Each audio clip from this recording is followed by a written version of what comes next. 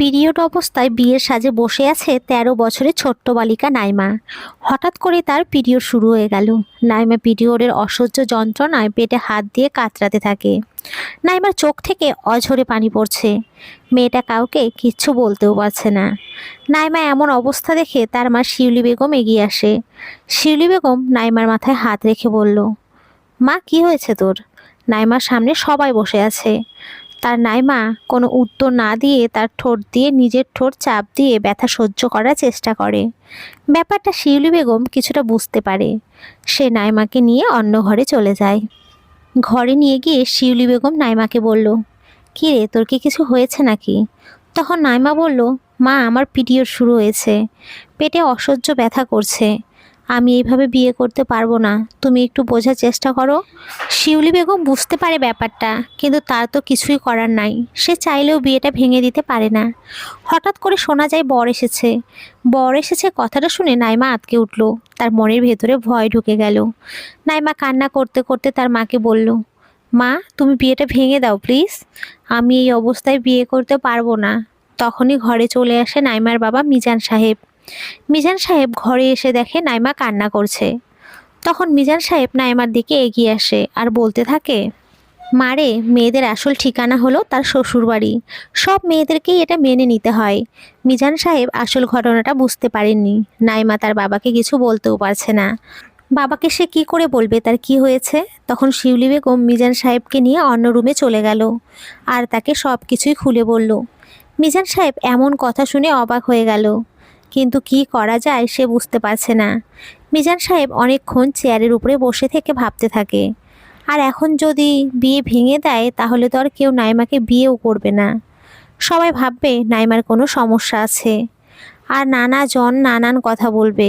তাই মিজান সাহেব সব চিন্তা বাদ দিয়ে তার স্ত্রীকে বলল, তোমার মেয়েকে বিয়ের জন্য প্রস্তুতি নিতে বলো।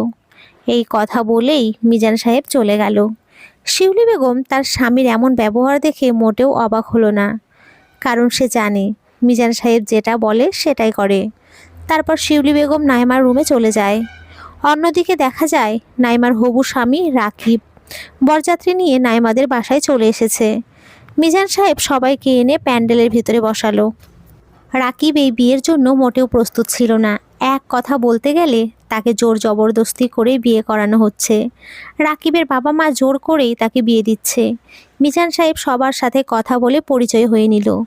এইদিকে নাইমার মা তার রুমে এসে দেখে নাইমা বসে আছে। নাইমা তার মাকে দেখে বলল, মা, বাবা কি বলল? বিয়েটা কি ভেঙে দিয়েছেন? শিউলি বেগম বলল, না মা, তোর বাবাকে তো চিনিস, তিনি এক কথার মানুষ।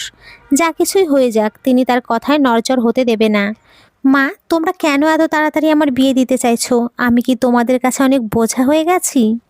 আমার তো এখন পড়াশোনা করার বয়স। আমি এই বয়সে কিভাবে একটা সংসার সামলাবো? বাবাকে বলো না বিয়েটা ভেঙে দিতে। আমি এই বিয়ে করতে চাই না মা। আবার এইদিকে আমার এই অবস্থা, আমি কিভাবে এসব অন্য একটা লোককে বলবো? মা, তুমি কিছু একটা করো প্লিজ। আমি আর কী বা করতে পারি?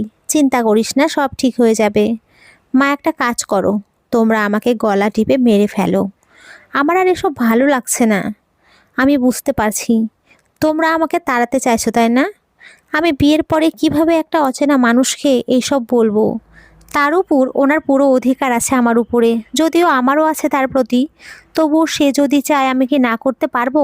সে তো আর একটা মেয়ের এই অসহ্যনীয় যন্ত্রণার কথাটা বুঝতে পারবে না। সে তো নিজের ক্ষুধা নিবারণটা করবে। এতে যে আমার জীবনটা বেরিয়ে যাওয়ার মতো অবস্থা হয়ে যাবে মা। এমনিতেই আমার বয়স অনেক কম, আমি কিভাবে এত কিছু সামলে নেব? হঠাৎ করে শিউলি বেগমকে ডাক দিলেন তার স্বামী। সে উঠে চলে গেল। একা একা রুমের মধ্যে বসে থাকে নাইমা। মেয়েটা অঝরে কান্না করতে থাকে। নাইমা বুঝে গিয়েছে তার এই বিয়ে আর আটকানো সম্ভবই না। তাকে এই অল্প বয়সে স্বামীর সংসার করতে হবে। শিউলি বেগম মিজান সাহেবের কাছে গিয়ে বলল, মেয়েটা অনেক কান্নাকাটি করছে। এমনিতে মেয়েটির বয়স অনেক কম, আবার এখন এই অবস্থা, কিচ্ছু করার নেই। বরপক্ষ চলে এসছে, কাউকে কোনো কিছু বুঝতে দেওয়া যাবে না। মেয়েকে রেডি করে নিয়ে আসো তাড়াতাড়ি। বরপক্ষ অপেক্ষা করে বসে আছে। সময় নষ্ট করে লাভ নেই, যাও নাইমাকে নিয়ে আসো।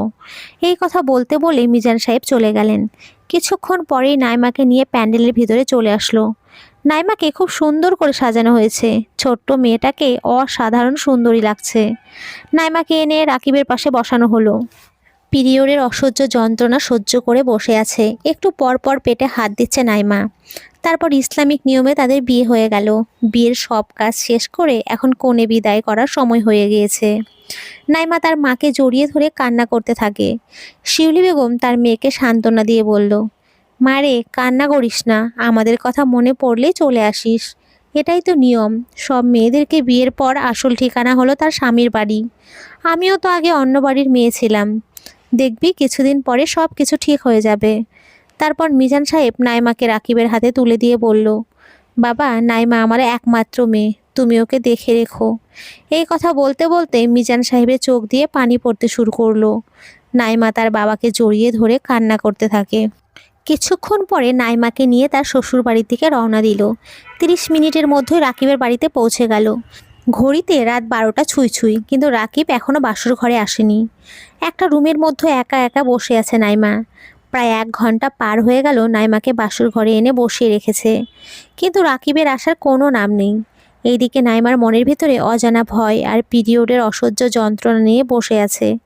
শরীরটাও ভালো লাগছে না। মনে এতটা আশঙ্কা থাকতো না যদি না শরীরটা ভালো থাকতো। আতঙ্কটা ক্ষণে ক্ষণে বেড়েই চলেছে। অচেনা একজন মানুষ, তার উপরে ওনার পুরো অধিকার আছে আমার উপরে। সে যদি চায় আমি কী করে না করতে পারবো? সে তো আর একটা মেয়েরই অসহ্যনীয় যন্ত্রণার কথাটা বুঝতে পারবে না। সে তো নিজের ক্ষুধাটাকে নিবারণ করবে। এতে যে আমার জীবনটা বেরিয়ে যাওয়ার মতো অবস্থা হয়ে যাবে। এসব ভাবতে ভাবতে নাইমার মনে ভয় যেন বেড়েই যাচ্ছে। হঠাৎ করে কারো আসার শব্দ শুনে বুঝতে আর বাকি রইল না রাকিব আসছে। দরজার শব্দ শুনেই নাইমার বুকের ভেতরে কেঁপে উঠল। ভয়ে তার পুরো শরীর কাঁপতে থাকে। অবশেষে সব অপেক্ষার অবসান ঘটিয়ে বাসর ঘরে প্রবেশ করলো রাকিব। বধূর সাজে 13 বছরের ছোট্ট বালিকাটি মাথায় বড় একটি ঘোমটা দিয়ে বসে আছে। ভয়ে সে নড়াচড়া করার মতো শক্তিটুকু হারিয়ে ফেলেছে। কিছুক্ষণ পরে বরের বেশে রাকিব রুমে প্রবেশ করলো। সে রুমের দরজা লক করতেই দেখলো মেয়েটির শরীর কেঁপে উঠল। সব জল্পনা কল্পনার অবসান ঘটিয়ে রাকিব বাসর ঘরে প্রবেশ করলো। রাকিবের হাতে একটা ব্যাগ ছিল। রাকিব ব্যাগটা নাইমার দিকে দিয়ে বলল, এটা তোমার জন্য। আর কতক্ষণ এই মোটা শাড়িটা পরে থাকবে? চেঞ্জ করে নাও এবার। এই কথা বলে রাকিব ওয়াশরুমে চলে গেল ফ্রেশ হওয়ার জন্য। রাকিব চলে যাওয়ার পরে নাইমা ব্যাগটা হাতে নিয়ে খুলে দেখে একটা সুতির 1 পিস জামা, সাথে একটা প্লাজো, আর সাথে একটা প্যাকেট করা জিনিস। প্যাকেটটা খুলে দেখে যে একটা ন্যাপকিনের প্যাকেট। কিছুক্ষণ নিস্তব্ধ হয়ে বসে রইল নাইমা, মাথায় কিছুই আসছে না। লোকটা বুঝলো কি করে? নাইমার মাথায় শুধু এটাই ঘুরপাক খাচ্ছে। কিছুক্ষণের মধ্যেই রাকিবও ফ্রেশ হয়ে বাহিরে আসলো, আর খাটের এক কোণে বসে বসে ফোন টিপছে। কেউ কোনো কথা বলছে না। একটু পরে নাইমা লাজুক কণ্ঠে বলল, আপনি জানেন কিভাবে যে আমার এটা লাগবে? রাকিব একটা মুচকি হাসি দিয়ে বলল, আসলে আমি অনেক আগেই বুঝতে পেরেছিলাম, যখন তোমাকে আমার পাশে বসানো হয়েছিল। আমি তখনই তোমার অস্থিরতা দেখেই বুঝতে পেরেছি। ও, বাট অস্থিরতা তো অন্য কারণও থাকতে পারে, তাই না? বাট বারবার পেটে হাত দেওয়ার কারণ তো আর অন্য কিছু হতে পারে না। রাকিবের কথা শুনে নাইমা তো পুরোই অবাক হয়ে গেল। নাইমা মনে মনে ভাবতে থাকে, লোকটা তার এত কিছু খেয়াল করলো অথচ সে বুঝতেও পারেনি। নাইমাকে চুপচাপ থাকতে দেখে রাকিব বলল, ভয় পাওয়ার কিচ্ছু নেই। তুমি আমার স্ত্রী, আর সব থেকে বড় কথা হলো কারো ভালো স্বামী হতে গেলে আগে ভালো বন্ধু হতে হয়। তুমি আমার কাছে তোমার সব কিছু শেয়ার করতে পারো, কোনো সমস্যা হবে না। নাইমা রাকিবের কথা শুনে একটু খুশি হলো, আর ভেতরে ভয় কাজ করছে। রাকিব নাইমাকে বলল, নাম কি তোমার? মেয়েটি কাঁপা কাঁপা কণ্ঠে বলল, জি, আমার নাম নাইমা।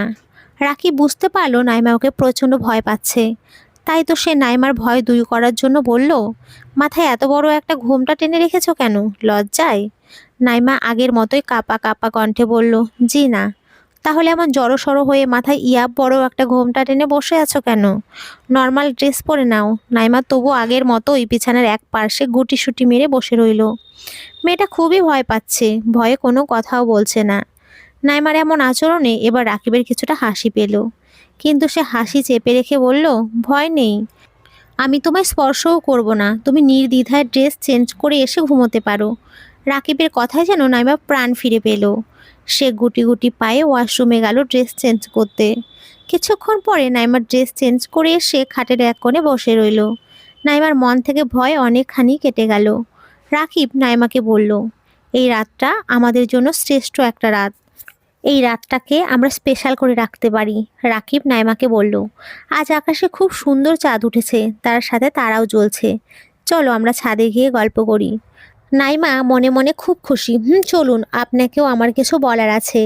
ছাদের এক কোণে দুজনে বসে আছে। রাকিব নাইমাকে বলল, আজ আকাশ ও চাঁদকে যতটা সুন্দর লাগছে তার চেয়েও বেশি সুন্দর লাগছে তোমাকে। ঠিক যেন আমার স্বপ্ন পড়ি, যাকে আমি চেয়েছিলাম আমার জীবনে, তাকেই আমি পেয়েছি। তোমার রেশমি কালো চুলগুলো যদি খুলে দিতে তাহলে আরও ভালো লাগতো। রাকিবের মুখে এমন কথা শুনে নাইমা খুব লজ্জা পেয়েছে, খুশিতে মনটা ভরে উঠেছে। সে চুলগুলোকে খুলে দিল, হালকা বাতাসে উড়ছে চুলগুলো। রাকিব সেই সৌন্দর্য অপলকে উপভোগ করছে। আজ থেকে তোমার আমার নতুন জীবন শুরু। এতদিন তুমি ছিলে একটা বাড়ির মেয়ে, আর আজ থেকে তুমি একটা বাড়ির বউ, একজনের স্ত্রী। আজ থেকে তোমার জীবন কাঠামো অন্যরকমভাবে শুরু করতে হবে।